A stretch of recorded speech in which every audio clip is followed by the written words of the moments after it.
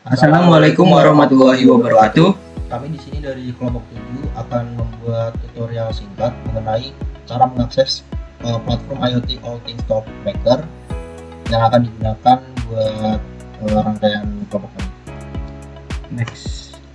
Selanjutnya, perkenalkan nama kami. Saya Muhammad Silgausar dengan partner saya. Nama saya Muhammad Dafa Raihan. Sebelum kita melanjutkan ke tutorial singkatnya, ada beberapa hal yang perlu kita jelaskan terlebih dahulu.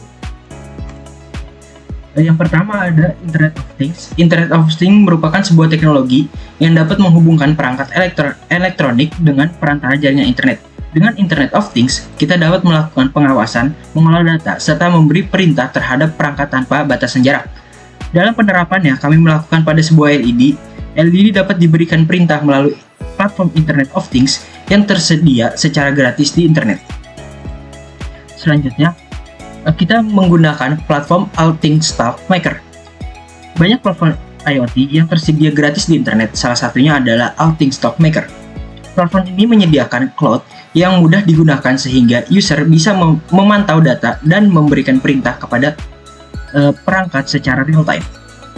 Next, kita menggunakan dua library. Yang pertama yaitu library http client.h adalah sebuah header file dalam bahasa C++ yang digunakan untuk mengolah komunikasi HTTP pada perangkat IoT, terutama dalam pengembangan aplikasi berbasis Arduino atau ASP seperti ESP32.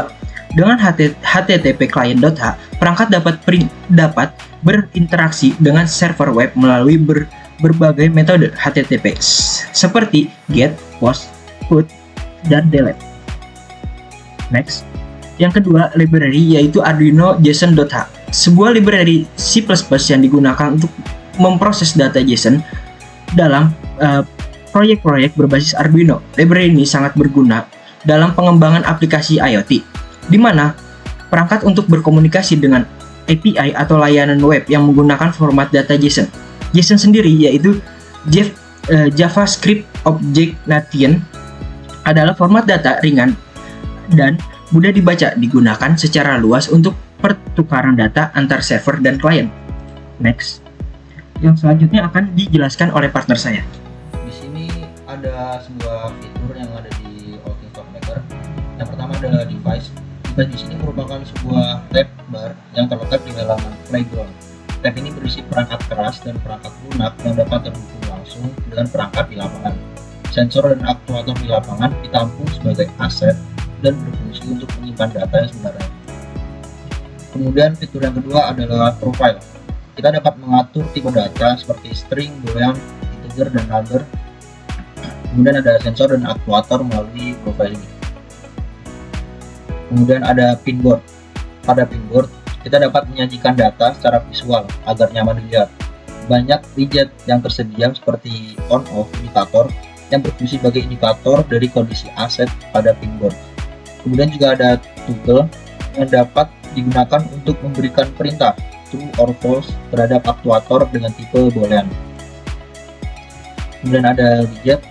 Widget merupakan elemen user interface atau UI pada web seperti indikator LED atau toggle, di mana tampilan pada setiap elemen secara real time mewakili status aset atau data. Widget dibuat untuk menampilkan data sensor seperti label, client progress, atau chart.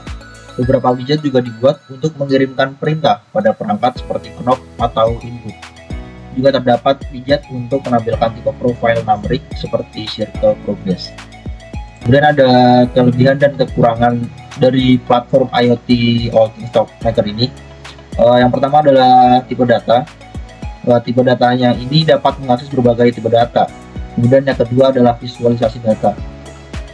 Platform IoT All Things Talk Maker ini memiliki berbagai macam widget untuk dapat menampilkan data secara real time.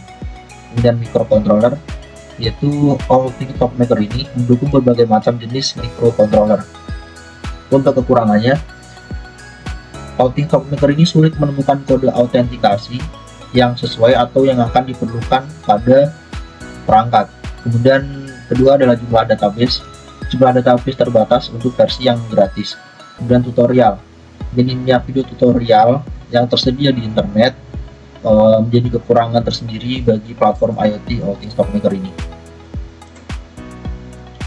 Kemudian sebelum kita lanjut ke langkah-langkah singkatnya, kita akan menjelaskan sedikit tentang rangkaian kita yang akan digunakan untuk di platform IoT tersebut. Di sini adalah rangkaian percobaan yang akan kita gunakan untuk digunakan pada platform IoT Altingstop. Di sini kita menggunakan microcontroller ESP32. Kemudian di sini ada dua output lampu LED. Di sini output lampu LED sebagai lampu on off, indikator on off. Kemudian yang di sini LED buat indikator dari potensiometer. Di sini potensiometer berguna untuk mengontrol kecerahan LED yang warna kuning ini. Kemudian untuk pin-pin yang digunakan ada pin power, kita menggunakan 3,3 volt, kemudian ground. Kemudian untuk pin LED on off yang warna putih ini kita menggunakan pin D4. Kemudian untuk pin LED yang potensiometer kita menggunakan pin D16. Kemudian buat pin output dari pin input dari potensiometer kita menggunakan pin D34. Langsung saja kita lanjut ke Altingstop Maker-nya.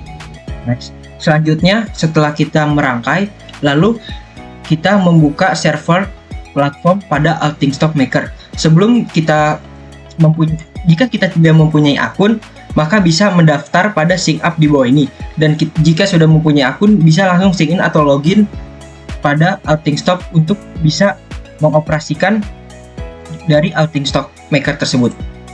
Next, lalu kita memasukkan kode autentikator berikut.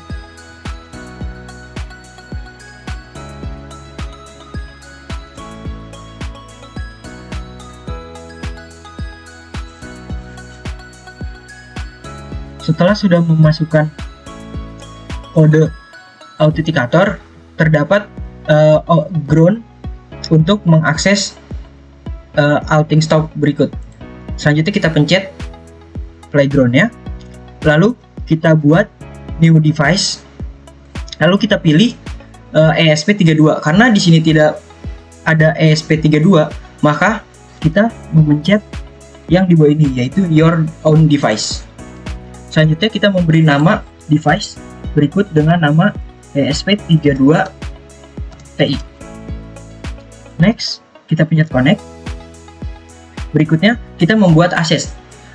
Gampangnya yaitu di dalam playground itu terdapat device dan di dalam device itu terdapat akses. Lalu kita memencet create asset. Lalu selanjutnya kita memencet create asset untuk membuat aset.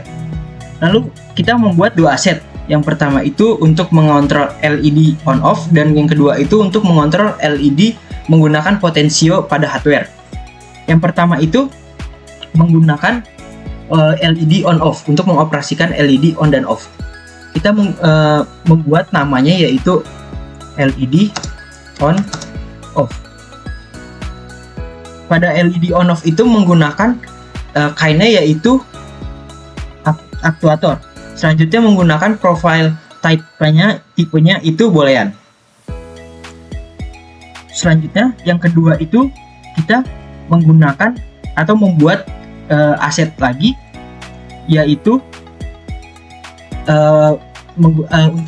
untuk LED potensio. Kita memberi nama terlebih dahulu yaitu LED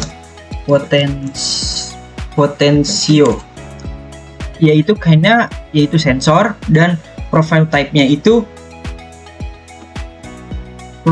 number. Selanjutnya kita memencet confirm. Setelah memiliki dua aset, lalu kita bahas melalui codingan. Nah, lalu kita membuka codingan. Ada beberapa codingan yang harus diganti menyesuaikan dengan Altingstop. Yang pertama kita menjelaskan codingan. Yang pertama itu kita menggunakan tiga library yang sudah dijelaskan di awal tadi. Yang pertama itu include wifi.h, itu digunakan untuk library pada ESP32. Yang selanjutnya adalah library HTTP client.h yang digunakan untuk komunikasi pada HTTP. Selanjutnya adalah Arduino JSON.h, yaitu library untuk mengakses JSON, yang mana JSON sendiri adalah JavaScript Object Notation, yang mana untuk mengakses tipe data yang digunakan untuk format tipe data yang digunakan untuk outing stock. Selanjutnya, kita menyesuaikan WiFi, yang mana WiFi ini digunakan untuk agar ESP32 dapat memiliki jaringan internet. SSID yang diganti menyesuaikan dengan WiFi yang digunakan, dan juga password yang sesuai dengan digunakan pada WiFi. Selanjutnya, kita memiliki 3 pin input pada ESP32. Yang pertama itu LED pin D16 yang digunakan untuk LED potensio. Yang kedua itu LED pin online yang mana digunakan untuk LED on dan off. Dan yang terakhir adalah pin input pada potensio. Dan selanjutnya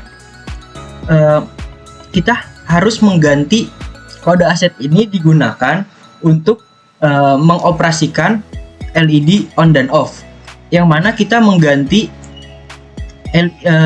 kode aset tersebut sesuai dengan outing stock aset yang sudah kita buat tadi.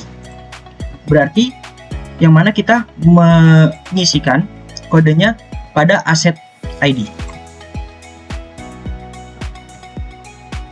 Lalu setelah kita copy, kita paste ke codingan tersebut. Lalu kita juga memasukkan device token yang ada pada outing stock. Kita copy, lalu kita paste pada codingan tersebut. Dan selanjutnya, untuk mengoperasikan LED pada potensio, kita juga copy dari outing stock kode aset tersebut. Kita pencet LED potensio, lalu aset ID-nya kita copy. Setelah kita copy, lalu kita paste pada codingan tersebut. Dan juga sama seperti sebelumnya, kita juga mengcopy device token. Lalu setelah kita copy, kita paste pada codingan tersebut.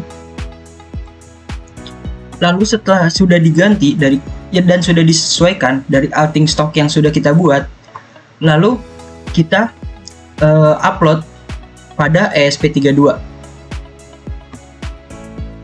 Selanjutnya, setelah kita mengupload codingan tadi, lalu kita membuka device kembali, lalu kita membuka pinboard. Nah, kita membuat pinboard yang baru. Kita membuka pinboard.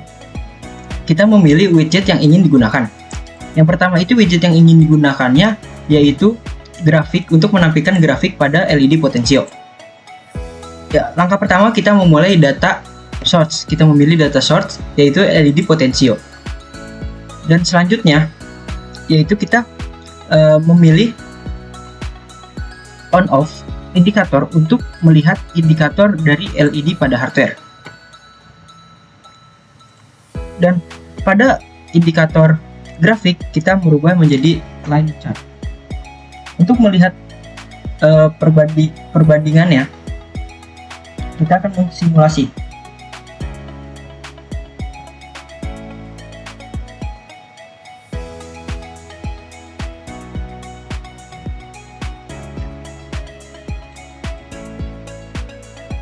Selanjutnya, chart atau grafik akan naik saat potensio diputar dan LED akan menyala lebih terang. Dan selanjutnya, untuk mengontrol dari LED on off yaitu dengan membuka device kembali,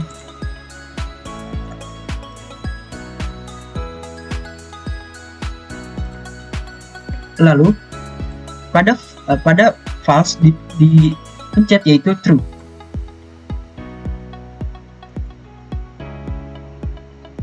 Dan lampu LED akan menyala. LED dan potensio memiliki beberapa delay terjadi karena WiFi yang digunakan. Terima kasih.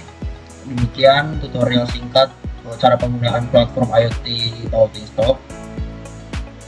Wassalamualaikum warahmatullahi wabarakatuh.